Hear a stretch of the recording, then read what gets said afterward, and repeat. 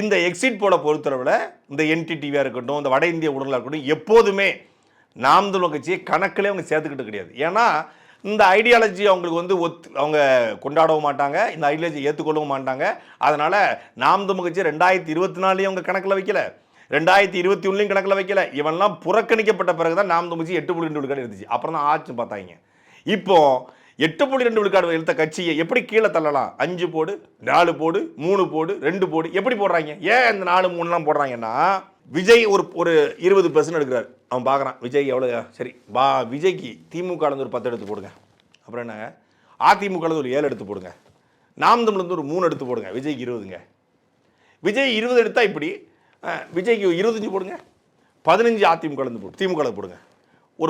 ஒரு 8 தூக்கி அதிமுக போடுங்க, 2 தூக்கி நாம் தமிழில் போடுங்க.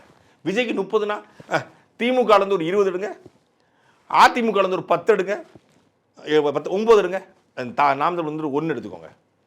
விஜய்க்கு 35 வரப்போகுதுங்க, 35, 40 என்ன பண்ணுறது, ஒரு 18 எடுங்க திமுகலேருந்து, இன்னொரு 18 அதிமுகலேருந்து எடுத்துங்க. 12 36. சரி, நாம் தமிழ் வந்து ஒரு 3 எடுத்துங்க, 32 எடுப்பாருங்க. இப்படி எடுத்துக்கிட்டு இருக்காங்க.